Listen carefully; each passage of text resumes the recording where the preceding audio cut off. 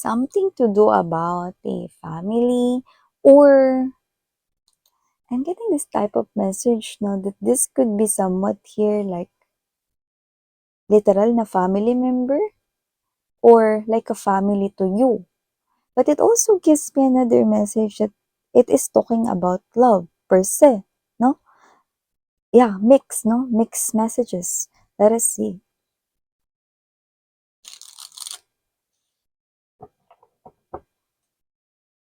Okay. I'm seeing a pathway where this two of wands energy. Looks like there's someone here preparing. Nakatapak niya isang foot niya forward. So, preparing a travel maybe towards you or papunta sa inyong direction. Yeah. And kung sino man itong person na to, I'm getting a white flag or green flag, no? So, wala tayong nakikitang pulang flag doon, no? So, with that rose doon, I do pick up that this is someone here na pwedeng related sa love life mo. Someone romantic as well. Let's see, no? Let's see. Pero parang iba talaga yung nasa-sense ko dito, no? Hindi talaga parang yun. May iba pa dito eh. Parang iba yung energy na nakukuha natin dito, no? Um, it's not the energy of human being, no, to be honest, no, but we'll see. Okay, we'll see.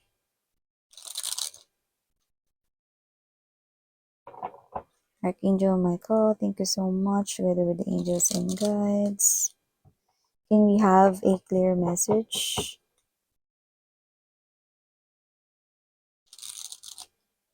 Alam niyo, every time na nagre-reading kasi ako mga babes, no, parang palaisipan palagi. Kaya talagang pinapakiramdaman ko, no, kaya sinasabi ko na, oh, okay, pag human being ito, human being, no, pag parang feeling ko hindi, sinasabi ko rin, no, tas inaalam ko, no, kung hindi pa sure. So, let us see. Thank you so much for your patience and understanding.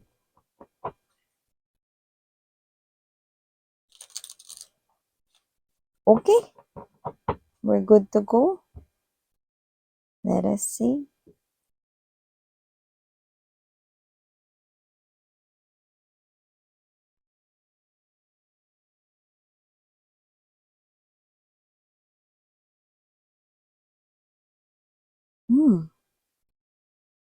Looks like you've got a message right here, no, from a different side, no?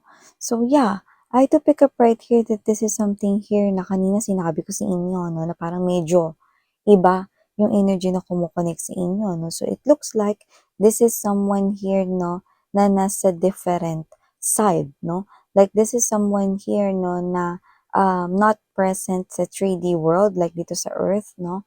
But this gives me this type of message right here, no, that this is someone here, no, who knows the truth about you.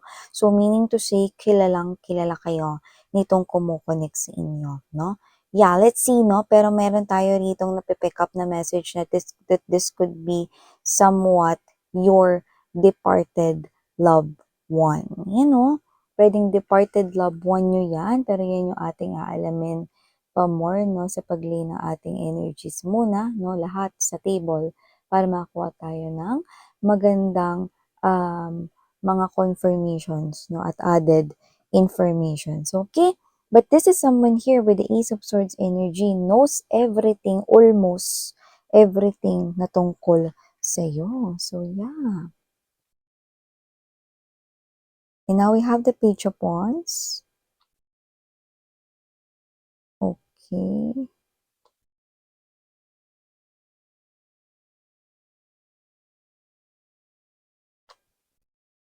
Okay. Yeah, I think I know what's happening right here, no? I think, yeah, no, this person here, kilalang kilala ka nga niya, no? So, let me continue, okay? Lasin natin itong tissue. Wow! Bottom of the deck, you've got the Two of Cups, Star card energy, and the Hierophant energy. G. Okay, got it. Okay. So yeah, no, let me make bati muna first, no, everybody, before we dive deeper into your reading. Hi and hello there, new subscribers. My name is Yan. Welcome here. Sa mga returning kong tambayers, thank you sa inyong walang sawang pagtambay, and yes, kung hindi niyo pa knows, meron pa po tayong isa pang channel, ang Dalnim, no?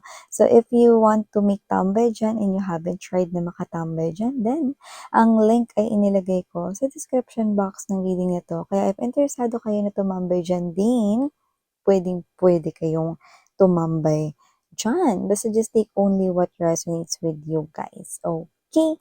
And yan, no, new viewers, my name is Yan. Tuloy po dito and maraming salamat, no, dahil bumisita kayo dito. And yun nga, no, everybody, na appreciate ko ang inyong presence always, always, always. Okay? So, pagdating sa ating mga energy or tarot readings, no, wala po tayong time period. So, ito ay posibleng nangyari na to some of you. Sa iba naman nangyayari na ngayon, yeah, strongly, yeah, nakuha natin yon. And kung hindi naman nangyayari ngayon, mangyayari sa inyong immediate or near future. So, yun nga mga babes, no? Someone here is connecting to you from the other side, no? With the Death card energy, Ace of Swords right here, okay? This is someone here who knows you. Kilalang kilala ka niya, no? This is someone here gives me the vibe, no? Departed loved one. Ito, so bala kayo, no? Pwedeng lolo't lola niya yan. Pwede rin naman na parents niyo yan, no? Pwede rin naman na kapatid niyo yan, no? Or one na close ninyo, like a family, pwedeng best friend or whatever, no? Someone na kilalang kilala ka. At meron siya ritong dahilan kung bakit siya kumokonek sa'yo. With the Ace of Swords energy, masyado rin siya ritong honest. Hindi ko nakikita na sugar-coated ang kanya ritong mensahe sa inyo. Diretso kung diretso. Kaya talagang nakuha ko yung closeness sa inyong dalawa, no? Nang nabubuhay pa ito, close kayo, no? This person here, kilalang kilala ka niya, no? Malapit siya. Isa siya sa mga taong malalapit sa buhay mo, no? So, kung sino man siya rito, no, hindi mo alam with the moon card energy, no, kung um, kung ano yung nais iparating nitong tao na to, no? Pero yun nga yung role ko dito, no? Your departed loved one, kaya siya dito lumabas because he or she is asking for some kind of help sa akin as your medium para maiparating ko sa inyo yung mensahe niya, no? And itong person na to, mga babes, no, napaka-honest niya, kaya natawa ako dito. With the Four of Cups energy, no? Two of Wands right here, and there's this, you know, mga babes, no? Three of Coins energy to the Eight of Swords, no? Itong person na to, no, parang sinasabi niya rito na parang huwag kang patulog-tulog sa pansitan. Paparating na with the Page of Wands energy to the Two of Wands right here. Ace of Cups, you know? Paparating na yung taong magpapaligaya sa'yo all your life. Paparating na yung lalaking magmamahal sa'yo habang buhay. Paparating na yung babaeng magmamahal sa'yo. Ayan, LGBTQ, of course, welcome din kayo, no? Paparating na daw yung taong nakalaan para sa'yo, no? This person right here knows you. Kaya alam mo yung bibigyan ko kayo example kasi this person right here, no, parang sinasabi niya dito, oo, alam ko may itsura yung pamilya natin. Oo, alam ko may lahi tayong magaganda, may lahi tayong gwapo, pero dapat maligo ka pa rin. Maligo ka, magsuklay ka, mag-ayos ka, mag-toothbrush ka, paparating na yung love life mo. You know? So parang mas excited pa, no, yung mga ancestors mo. Baka yung iba, ninuno nyo to, no? Na tinutulungan kayo dito. Pero yung iba talaga napipick up ko, no? One of the closest person in your life nung nabubuhay pa siya. So kung sino man tong energy na to, na parang sinasabi niya dito na, alam mo yung nakakuha tayo ng energy na parang nag-iingay siya dito na, oy, oy, oy, oy, gising, gising, you know? Magsuklay ka, pakulay ka ng buhok, mag-ayos ka, nalalapit na ang inyong pagtatagpo ng inyong the one. You know? So, whoever this energy is, no? Yeah, that's being honest. Na parang, alam ko, kahit na mukha ka pang mabango, pero hindi ka naligo, importante pa ring naligo ka para nagma-match yung itsura mo sa amoy mo. You know, maligo ka, mag-ayos ka, magpahuli ka ng buhok. You know, so whatever the case may be, I think this person here is preparing you for this union, kaya inuunahan niya na si universe dito, no, para magbigay ng mensahe sa'yo. So, nakikita ko rito na kaya niya rito iparating sa inyo, no, ng diretso yung mga gusto niyang sabihin, you know. Huwag kang patulog-tulog sa pansitan, mag-ayos ka do'n, magsimula ka ng huwag maging makalat ngayon dahil malapit ka ng mag-asawa. You know, 'di ba, sino ba 'yan? Puwedeng 'yan yung nanay ninyo, tatay ninyo 'no, na alam na magulo kayo 'pag pagdating sa kwarto, 'yan 'no.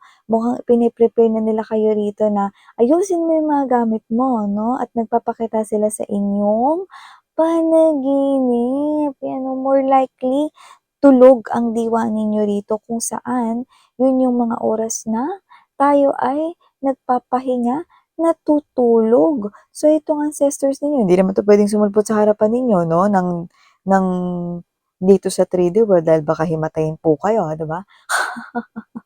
Kaya sa panaginip niyo dinadaan ito 'no. So, kung kayo 'to, excuse me, na tinatamad magsuklay 'no, tamang tali na lang ng buhok, magpatuyo, tamang tali na lang 'no, mag-ayos ka daw, 'di ba? Kung makalat ka, ligpitin mo yung mga gamit mo 'no, alalahanin ninyo mga mahal 'no. Sino ba dito yung parang excuse me, laging nagsisita sa inyo 'no, yung mga ganyan na parang burara ka, kailangan maging maayos ka na ngayon, yan 'no. Malapit ka ng maikasal, mami mo na yung the one mo, mag-practice ka na mag-alaga ng bata, alagaan mo yung pamangkin mo. Wow! I think this person here is carrying that megaphone, no? You know that megaphone, no? The one na ginagamit ng mga barangays, no? And then there's that big speaker, no? Paging, paging collective, yan, no? Malapit mo nang mamit ang iyong the one, malapit nang dumating ang iyong Prince Charming, malapit nang dumating ang iyong prinsesa, malapit nang dumating ang iyong king, malapit nang dumating ang iyong queen. Ano na? Gising, bangon! Mag-ayos ka ng higaan mo, get up, get up, get up. Hindi puwedeng tanghali ka gumigising, kailangan maaga ka ng gumising kasi malapit ka na magkapamilya. Ikaw naman walang kamali-mali rito mga babes at with this moon card energy, 4 of cups right here, 8 of swords, it looks like this is you. Yung iba sa inyo ha, mayroon tayong energy rito, babanggitin ko pa rin. Yung mga energies rito ng konti lang naman 'no, ng iba sa inyo hindi pa kayo nakaka-move on sa inyong ex. So, kailangan niyo na mag-move on from that ex of yours kasi that ex of yours 'no is hindi na siya rito, kasali sa susunod na role ng iyong life 'no. Meron ditong taong paparating sa inyo, so dito na kayo dapat na mag-focus 'no. At kung yung hindi naman kayo nabibilang dun sa, um, hindi hindi pa kayo nakaka-move on sa ex ninyo, dito naman kayo sa scenario 2 nagfo-fall 'no. Mukhang busy kayo rito 'no, sa pagbibigay ng atensyon sa hindi dapat bigyan ng atensyon. So, maaaring meron kayong ginugugulan ng panahon dito, puwedeng tao 'yon, puwede rin naman na bagay 'yon, puwedeng trabaho din 'no. Pero, okey kung tao man 'yun, 'wag mo 'yung bigyan ng atensyon kasi paparating pa lamang 'yung taong nakatakda para sa'yo. Malalaman mong siya 'yun 'no, may nakukuha tayo ritong mga signs and clues 'no. Puwedeng kakaiba siya manamit, doesn't have to be na fashionista siya 'no, pero iba yung dating kapagka siya yung, nagsusuot 'no. 'Di ba minsan mga babes 'no, kunwari ganito, branded yung suot 'no, 'pag sinuot ng kaibigan mo parang wala lang. Pero 'pag siya yung nagsuot parang artista yung dating, you know? May gano'ng klase, something to do with wearing a clothes 'no. Maybe this person here looks like a model, maybe this person here is someone na puwedeng, very attractive yung kanya ditong physical na appearance 'no. Something to do with clothes, parang magaling magdala ng damit, 'yan 'no. Puwedeng simple lang pero rock 'no. Puwedeng simple lang manamit 'no, pero 'pag tiningnan mo parang, wow, napaka-neat tingnan and at the same time, mas lalong lumitaw yung kanyang glow, yung kanyang ganda, yung kanyang kagwapuhan dito 'no. So, this is, your ancestor or could be your departed loved one 'no, giving you a signal na nauna pa siya kay universe dito 'no. Your departed loved one 'no, is so much excited sa inyo lalo na kung kayo 'tong mga babes na waiting kayo for new love na dumating sa buhay ninyo. Eto na 'no, inuunahan na nila si universe dito sa pagbibigay sa inyo 'no, ng sign and clues na paparating na ang taong nakatadhana sa inyo. And for some reason, this person here, pagka nakilala mo siya rito, napaka-understanding. Hindi siya yung klase ng energy na magagalit or sisigawan ka kagad without any explanation na maririnig sa inyo. This person here is someone who weighs yung mga bagay-bagay, no, in a fair and just manner. So, ibig sabihin, no, balanse itong tao na to at saka patas siya. So, nakikita ko dito mga babes na mas mahaba pa nga yung pasensya niya kumpara sa inyo. At pwedeng nakapag-travel na rin siya sa iba't ibang mga lugar at iba't ibang mga bansa. You know, pwedeng yun yung trabaho niya but doesn't have to be. But for some reason, I'm picking up that this person's hair is somewhat naturally color brown. So, posibleng yung hair niya pwedeng black pero pag nailawan or naarawan, ang natural color is brown. Maybe that's a specific sign and clue, so you might want to check that out. Possible rin na sa kanya ritong pinanggalingan na lugar, pwedeng merong winter or snow season but doesn't have to be. Pero mataas din yung chance na itong person na to no, is hopeless romantic kasi nakita ko siya rito na nakaranas na ng pagkalamig no, ng kanyang damdamin. Ibig sabihin may tao na rito na minahal niya at nasaktan siya. Okay? Pero this person here is someone na nakatayo pa rin ngayon at patuloy pa rin nabubuhay. Naniniwala pa rin sa pag-ibig. So nakikita ko rito na itong tao na itong nakatakda para sa iyo. For some reason, nakita ko rito na pag gumawa siya ng desisyon, gora na. No? Ibig ko sabihin, pag gumawa siya ng desisyon at final na yon, wala na talagang makakapagpabago nun. Okay? So, nasusundan ba ako mga mahal, no? So, maaaring makilala niyo itong tao na to sa inyong trabaho or sa inyong pinagkakakitaan, no? Pwedeng negosyo, sideline, no? Side hustle, or pwede rin naman rito, no, na maging katrabaho niyo siya. So, ang inyo ditong departed loved ones, no, is meron ditong mensahe at nakikita niya kayo sa panaginip niyo. Parang ang gusto niya rito is, excuse me, alalahanin niyo yung panaginip ninyo. Ang panaginip kasi mga babes, no, minsan naalala, minsan hindi. And it is true na sa ating pagtulog ay hindi lang isang panaginip ang ating napapanaginipan, no? Thousands and thousands pa nga ito, no? Pero yung pinaka natatandaan natin dun is yung last, no? So, kung maalala mo ito, no, dapat daw alalahanin mo. Aalalahanin mo o aalalahanin mo, you know? Parang alam mo energy nito, parang eto yung nanay niyo, tatay niyo, no? Or best friend ninyong very supportive sa inyo, lolo't lola.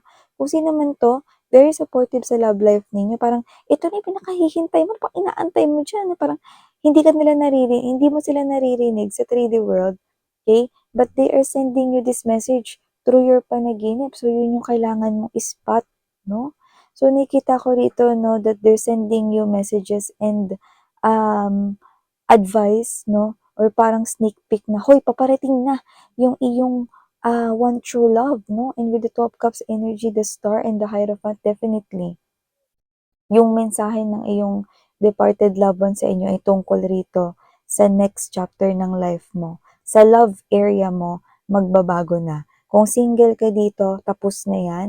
Your person that you're gonna marry with, I'm seeing two people right here na receiving a bless, maybe from a priest. Wala tayong religion dito, pero that is strongly marriage. No?